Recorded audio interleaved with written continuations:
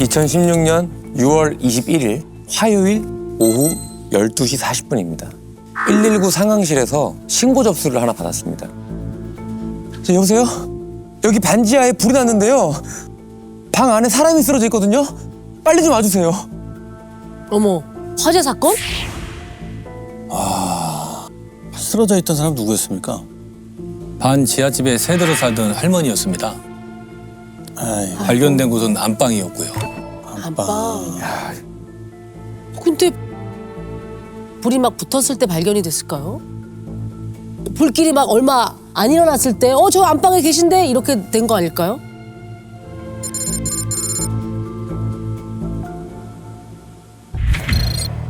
이게 뭐예요? 여기가 이제 주방 겸 거실입니다. 여기는 깨끗하네요? 그을림 하나 없고. 화재 현장이죠. 화재 현장에 뭐 아무것도 없는 어머! 여기만 여기가 안방인데요. 아, 그림이 상당하네. 바닥이 온통 재로 까만데요? 아니 저렇게 시커멓게 그을렸는데 저기 사진이나 다른 거는 뭐 형체가 그대로 붙여놨는데. 있잖아요. 네. 알아볼 수 있잖아요. TV도 멀쩡하고. 네, 이게 서랍장이 목재 나무 같은데 안 탔어요. 불이 크게 난 건 아닌가 본데요? 저런 경우에 이제 자연 진화된 상황일 가능성이 높아요. 이 불에 처음 불이 붙었던 것으로 보여지는데 창문이 닫혀 있는 걸로 봐서는 불이 붙었다가 이제 그 산소가 부족해지면서 불이 얼마 못 가서 이제 자연 진화되었다 이렇게 보는 것이 맞을 것 같아요. 아. 어머, 저 팔이에요, 저거? 왼쪽에 나와 있는 게요? 어머. 손 맞아요? 팔? 그런 거 저기 어떡해. 뭐야? 아, 할머니를 발견한 신고자는 누군가요? 같은 건물 3층에 사는 집주인이었습니다. 할머니는 계좌이체를 못하셔서 월세 내는 날인 매달 20일 아침이면 항상 직접 월세를 주고 가셨다는데요. 하루가 지나도 연락도 없고 오질 않아서 이상하다 싶어 할머니 집에 갔다가 현장을 목격하고 신고한 상황이었습니다. 그 신고자가 이미 할머니를 보러 갔을 때 저 상황이었나 보네요. 불은 다 꺼져 있고. 지금부터 그 피해자를 정할머니라고 부르도록 하겠습니다. 정할머니는 당시 78살이셨습니다. 미혼으로요. 평생 가족 없이 혼자 사셨다고 합니다. 그리고 기초수급자로서 매달 나오는 수급비로 또 생활을 하고 계셨고요. 정부에서 무료로 받은 쌀을 자신보다 더 어려운 이웃에게 나누어 줄 정도로 아이고. 정말 선하신 분이었다고 합니다. 이불을 걷어보니 할머니가 엎드려 계셨는데 목에 여성용 타이즈가 감겨 있었습니다. 아? 바로 눕혀보니까 타이즈로 여러 번 목을 감은 데다 묶어놓기까지 했더라고요. 거만이의 1차 소견으로는 눈꺼풀에서 우결점이 발견된 데다 코에서 매가 나오지 않은 걸로 봐서 이미 목이 졸려 사망한 상황에서 화재가 발생한 것으로 예상이 됐는데요. 정확한 화재 원인은 나오지 않았지만 이불 아래에서 일회용 라이터가 녹아내린 채 발견됐는데 누군가 그 라이터로 방어한 걸로 보였습니다. 그 현장에 범인이 남기고 간 다른 흔적은 없었나요? 안방 장롱과 서랍이 열려 있고 할머니 것으로 추정되는 지갑도 열린 채로 바닥에 떨어져 있었는데 화재로 현장이 많이 훼손돼 있어 지문을 확인할 수가 없었고요. 혼자 사시는 분이라 집안에 뭐가 없어진 건지 확인해 줄 사람이 아무도 없었습니다. 네. 근데 이제 서랍도 열려 있고 지갑도 열려 있었다라면은 돈을 노린 범죄일 수도 있겠네요. 저희도 처음엔 돈을 노린 범죄일 가능성이 크다고 봤습니다. 아무래도 6월이라 날이 더워지면서 현관이나 창문을 열어두는 집이 많기도 했고요. 지나가다 보면 특히 반지하집 같은 경우 방 안이며 거실까지 훤히 내다 보여서 신발이 몇 개인지까지 알 수 있을 정도였습니다. 그래서 당시에 반지하집을 노린 절도나 강도 사건이 자주 발생하기도 했고요. 아, 집주인도 안방에 할머니를 발견한 걸 보면 문이 열려 있었기 때문에 들어갈 수 있었던 것 같은데, 그죠? 창문이나 현관문이 훼손된 흔적은 없는 거예요? 없었습니다. 창문마다 방범창이 달려있기도 했고요. 현관문을 강제로 개방한 흔적도 없었습니다. 점점 돈을 노린 면시범의 소행으로 좁혀집니다. 아, 왜? 아니 넉넉하지도 않은 할머니가 이런 돈이 있다고? 그러게 왜? 정할머니가 아파트 청약에 당첨됐다며 이사 갈 거라고 여기저기 동네에 자랑을 하고 다니셨더라고요. 아, 보증금도 다 마련을 했다고 했고요. 아유. 그러면 또 이거 얘가 그러면 좀 달라지긴 얘가 하죠. 달라지지. 그 보증금이 얼마였는데요? 5천만 원이었습니다. 1,000만 원. 통장에서 누가 그 돈 찾아가면 그놈이 범인이네요. 이 금방 꺼졌다고는 해도 방 안에 그 흐름이 새까만데 그 왜 아무도 본 사람이 없을까요? 이게 타는 냄새도 났을 것 같은데. 아 그렇죠. 네. 집주인 말로는 며칠 전 밤에 뭔가 타는 냄새가 나긴 났다고 했습니다. 그래서 급하게 건물 밖으로 나와봤는데 불길이 보이지도 않고 연기 나는 곳도 없어서 먼 데서 불이 났나 하고 대수롭지 않게 넘겼다고 하더라고요.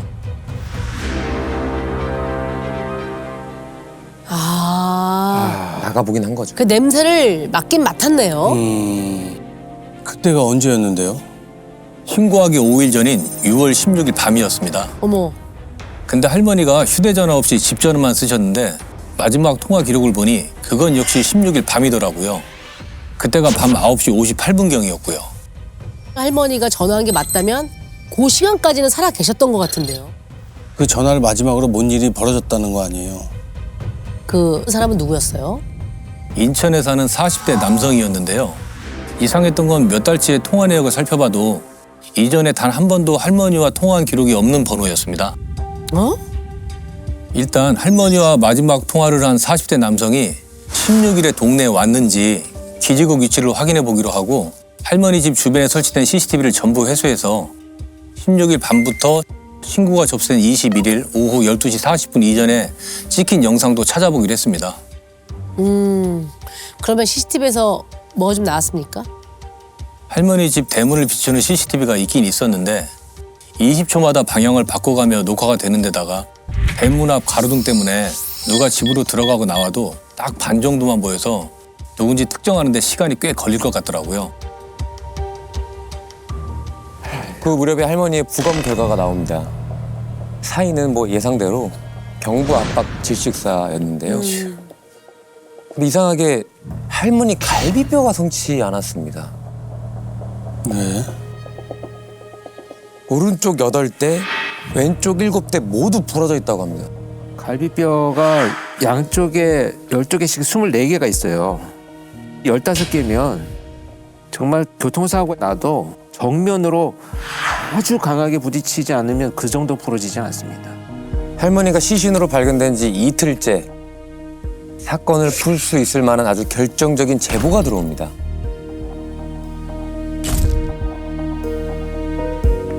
할머니 바로 옆집에 살던 이웃이 16일 밤 할머니를 찾아온 한 손님에 대한 얘기를 꺼낸 겁니다.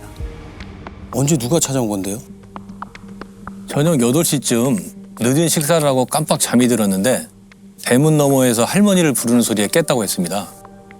밖을 내다보니 50대로 보이는 여자가 서 있었다고 했고요.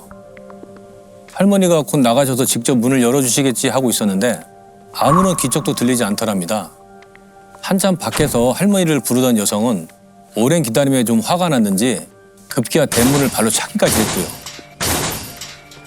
문을 안 열어주면 계속해서 소란을 피울 것 같아서 일단 대문을 열어줬는데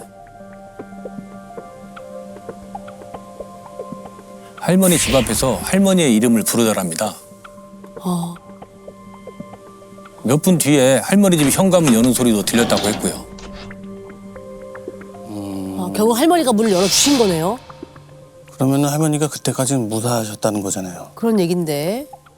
그 손님에 대해서는 기억나는 건 없다고 하던가요? 어두운 데다 잠에서 막 깬 상태로 본 거라 자세히 기억이 나질 않는다고 했는데요. 얼핏 몇 달 전에 할머니 집에 함께 살았던 여자 같기도 하다는 겁니다. 어? 몇 달 전에 할머니 집에 같이 살았다고요? 동거인이 있었나 보네. 그러게요. 같이 살 정도면 할머니와 꽤 가까운 사이였던 거잖아요. 그렇죠, 그렇죠. 누구길래 같이 살았었을까요? 그래서 집주인을 다시 찾아가서 혹시 할머니랑 같이 살았던 50대 여성에 대해 아는 게 있냐고 물어보니까 누군지는 정확히 모르는데 2월쯤 할머니 집에 보름 정도 같이 산 사람이 있었다고 하는 겁니다. 근데 그때 50대 여성 혼자만 같이 살았던 게 아니라 할머니 또래의 어르신도 한 분 더 계셨다고 했습니다. 2월에 정할머니 집에 살았던 여성과 16일 밤 정할머니를 찾아왔던 50대 여성이 동일 인물인지를 일단 파악해보기 위해서요. 인근 CCTV를 확보해서 분석을 하고 있을 때 최 형사님이 혼자 움직이기 시작합니다.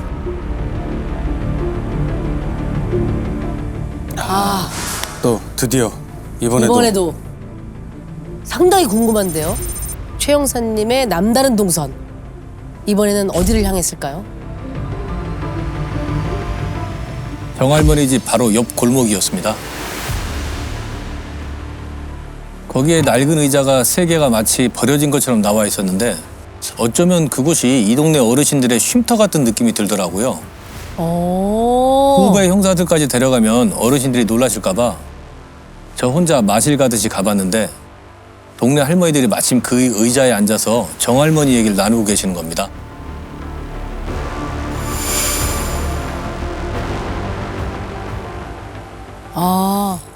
딱 마침 정할머니 얘기를. 자, 무슨 얘기를 하고 계셨는데요? 갑자기 변을 당했다며 안타까워하고 계셨습니다. 그래서 제가 혹시 정할머니 집에 드나들던 사람이 있었냐고 여쭤보니까 한 할머니가 2월쯤에 여자 둘이 와서 그 집에 살았다는 얘기를 하시는 겁니다. 아하. 그 상황을 기억하고 계신 분이 있네요. 자, 근데 그때 정할머니가 굉장히 힘들어했다는 얘기를 하시더라고요. 힘들어요? 두 사람 때문에? 예. 야, 그럼 대체 무슨 일이 있었던 거지? 그 두 사람이 누군지에 대해서도 알고 계시던가요? 이름이나 이런 건 정확히 모르고 정할머니의 친구랑 그 친구의 딸이 잠시 얹혀 살았던 거라고 하셨습니다. 정할머니 얘기로는 친구에게 전화가 왔는데 월세를 못 내서 살던 집에서 쫓겨났다면서 며칠만 재워달라고 했답니다. 추운 겨울에 쫓겨난 게 안타까워서 집에 오라고 했는데 딸도 같이 왔다고 하더라고요. 그리고 2, 3일 정도 셋이서 지내다가 친구는 아들 집으로 갔고 그 딸만 혼자 남았다고 했고요. 혼자 지내기도 힘들었을 텐데 친구하고 또 친구의 딸까지 걷어주시고. 넉넉한 형편도 아닌데 그 어려움이 있는 사람을 지나치지 못한 거예요. 그 정씨 할머니가 엄마의 친구인 거잖아요. 엄마 친구 집에 얹혀 살았다는 거죠. 그것도 50살이나 먹은 50대 여성이. 그러니까 왜 혼자 할머니 집에 남은 거냐고. 아까 그 할머니가 힘들어하셨다는 게 혹시 그 친구 딸 때문인가요? 그러게요. 네, 맞습니다. 친구 딸이 방 안에서 담배를 피우고 아휴. 밤늦게까지 술을 마시는 데다가 행패까지 부려서 괴롭다는 얘기를 동네 할머니들이 몇 번 들었다고 했습니다. 이 집에서 그리고는 2주 뒤쯤 친구 딸이 말도 없이 집에 안 오고 전화도 안 받는다면서 정할머니가 또 걱정을 했다고 하더라고요. 아유 참 최소한의 예의는 지켜줘야지. 그러니까 참. 오갈 데 없는 사람 걷어줬더니 오질게도 못하시고 혼자 속으로 많이 힘들어하셨던 것 같아요. 예. 그러면 그 동네 어르신들은 그 뒤로는 그 여자를 못 봤다고 하던가요? 네, 2월 이후로는 못 봤다고 하셨습니다. 근데 사건이 발생하기 며칠 전 정할머니가 동네 할머니들에게 이런 얘기를 했다고 합니다. 그때 그 겨울에 살던 친구 딸이 전화가 왔는데 다시 우리 집으로 들어온다네. 어머? 아유,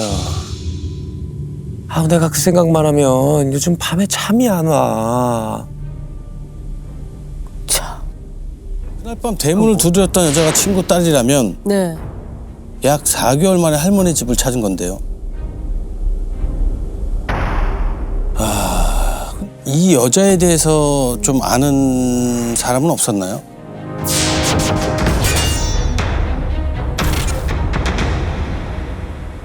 한 할머니가 상봉터미널 뒤쪽에서 살았다는 얘기를 얼핏 들은 것 같다고 했습니다.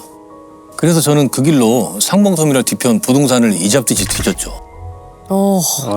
이번에 부동산. 야. 근데 이름도 모르고 얼굴도 모르는데 네.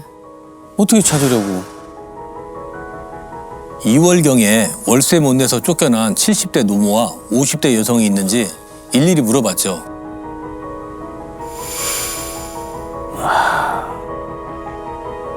근데 진짜 있더라고요. 야 진짜 대단하다. 그걸 찾아내셨어요? 그 단서만으로?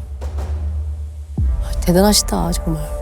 거주했던 모녀의 인적사항을 파악해서 주민등록증 사진을 가지고 할머니 동네로 가서 보여줬더니 집주인의 이웃집 그 할머니들까지 모두 정할머니 집에 살았던 모녀가 맞다고 했습니다.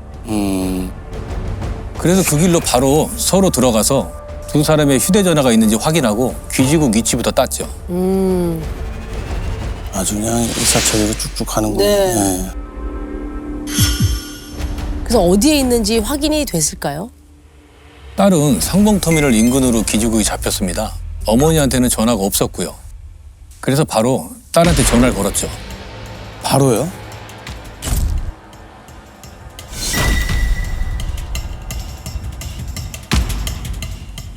아니 경찰에서 수사하는 걸 알고 도망갈 가능성도 있잖아요. 터미널이고. 네. 이미 기지국 잡힌 곳에 탐문을 보내놓고 전화를 한 거였습니다.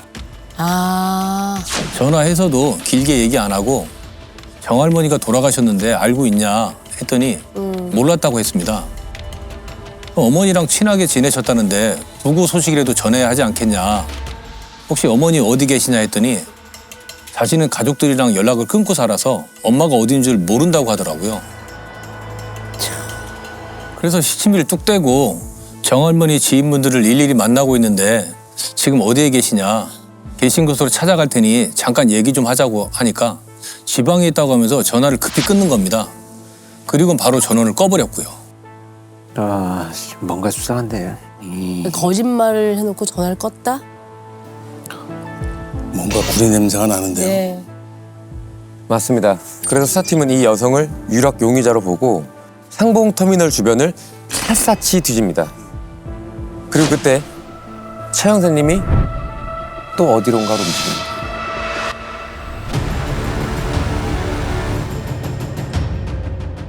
용의자에게는 위로 언니가 있고 아래로 남동생이 있었는데요. 그나마 연락을 종종 했던 걸로 확인되는 언니를 찾아간 거였습니다. 만나자마자 여동생 때문에 찾아왔다고 했더니 안 그래도 며칠 전에 갑자기 전화 와서 집 앞에 갈 테니 돈을 좀 빌려달라고 했다더라고요. 돈을 빌려달라고 했다고요? 그래서요? 예전부터 여동생이 돈 때문에 말썽을 많이 피우고 자신의 뜻대로 안 되면 행패를 하도 부려서 그날도 이것밖에 없다면서 지갑에서 2만 5천 원을 꺼내서 줬다고 하더라고요. 그때가 21일 저녁 7시쯤이라고 했습니다. 정할머니 시신이 발견된 날 아닙니까? 그날이죠. 다른 얘기는 없었고요. 네, 평소처럼 돈만 받아갔다고 했습니다. 그래서 그날 여동생이 뭘 입고 있었는지 물어보고 상봉터미널 주변을 탐문 중인 형사들에게 전달했죠. 그리고 언니한테 남동생에게 전화를 걸어보라고 했습니다. 남동생한테도 찾아갔는지 확인해 보시려고. 아닙니다. 정할머니가 마지막으로 통화한 인천 40대 남자가 용의자의 동생이었습니다. 아. 그렇게 연결이 됐구나. 16일 밤에 정할머니가 마지막으로 통화한 사람이 용의자의 동생이라고. 동생. 근데 그 정할머니가 친구의 아들과 통화할 일이 뭐가 있었을까요? 아까 정할머니 집에서 며칠 있다가 자기 아들 집으로 갔다고 했잖아요. 그렇죠. 그래서 아들에게 전화 걸어서 친구랑 통화한 건가? 남동생이 뭐라고 답했을까요? 모르는 번호로 전화가 왔길래 받았더니 작은 누나였다고 했습니다. 에? 야, 이거 지금 어떻게 된 거야, 그럼? 형할머니가 아니라 누나가 전화를 해요? 전화 와서 뭐라고 했다던가요? 엄마 잘 있냐고 물었다고 했습니다. 그래서 잘 있다고 하니까 갑자기 누가 엄마랑 통화하고 싶어 하는데 바꿔줘도 되겠냐고 하더랍니다. 평소에 엄마 일에 신경도 안 쓰는 작은 누나가 그날 밤에 갑자기 전화해서 엄마의 안부를 묻는 것도 이상한데 갑자기 누굴 바꿔준다고 하니 순간 화가 나서 남의 집 일에 신경 끄라면서 전화를 끊었다고 했습니다. 아니 그러면 통할 사람이 있어서 바꿔주겠다라고 했었던 거 보면 그때까지는 어쩌면 정할머니가 살아계셨던 거네요. 야, 그럼 16일 밤 그 여자의 이후 행적이 확인이 될까요? 네, 밤 10시 57분쯤 할머니 집 근처 쌀가게 앞을 지나는 모습이 CCTV에 찍혀 있었습니다. 동네 인근 CCTV에 찍힌 시간이 10시 57분이면 집에서 1시간 정도 머물렀던 거네요. 네. 도망을 가던 중이었을까요? 그게 좀 이상했던 게 정할머니를 죽였다고 하면 멀리 도망갈 법도 한데 근처 삼겹살집에 들어가더라고요. 삼겹살집이요? 이 여자가 범인이라면 정할머니를 살해하고 나서 지금 고기를 먹으러 갔다는 거예요? 에이, 설마. 더 황당했던 건 삼겹살집 주인에게 이 여자 사진을 보여주니까 혼자 술 마시러 온 게 기억이 난다면서 그날 옆 테이블 남자들이랑 합석을 해서 삼겹살과 소주를 마시면서 2시간 정도 웃고 떠들다 갔다고 하더라고요. 이건 뭔 얘기야? 이게? 게다가 마지막에 계산하면서 10만 원을 냈더니 휴대전화 요금을 좀 대신 내달라고 했답니다. 아니 고깃집 사장님한테요? 10만 원을 내면서 휴대전화 요금을 내달라고 했다고? 자기가 내면 되지 그걸 왜 부탁해? 그러니까요. 그리고 이 10만 원이면 이 사람한테 되게 큰 돈 아니에요? 왜냐면 언니한테 2만 5천 원 받아갔잖아요. 돈이 없었을 텐데. 그럼 정할머니 집에서 훔친 돈이라고 생각이 좀 들긴 합니다. 그렇죠. 아, 그래서 이 여자는 찾았나요? 상봉터미널 인근 모텔을 수색하던 형사들이 찾아냈습니다. 검거 당시엔 모텔 침대에 누워서 자고 있었다고 했고요.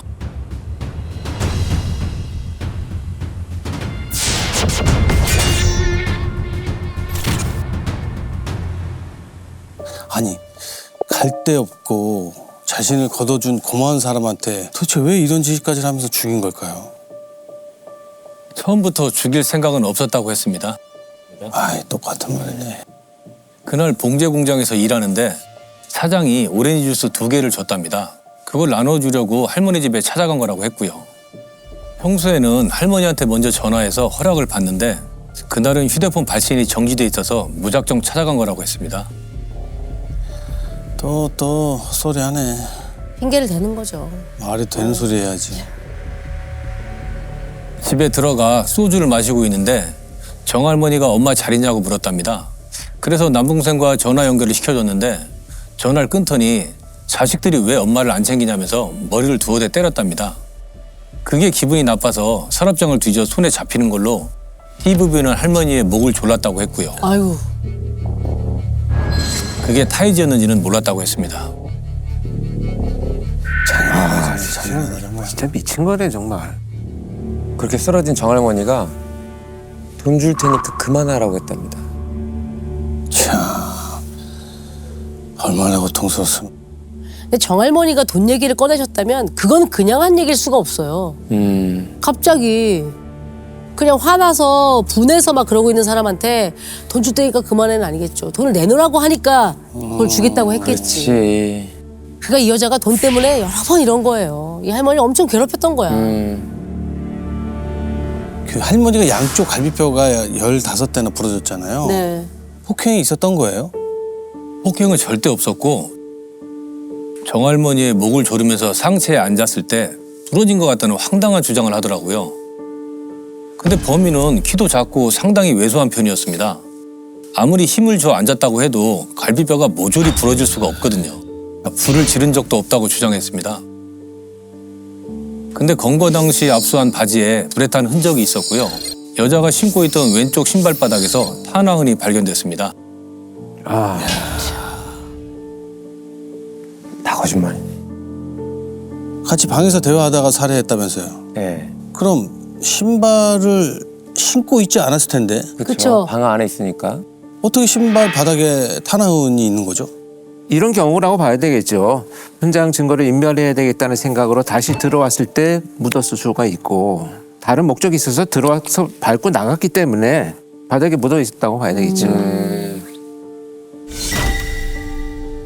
암식 결과를 말해주니까 진술을 바꿔서 술을 마셔서 기억이 안 난다고 하더라고요. 아하, 참. 끝까지 그냥. 끝까지 그냥 자기를 방어하기에 급급한 거죠.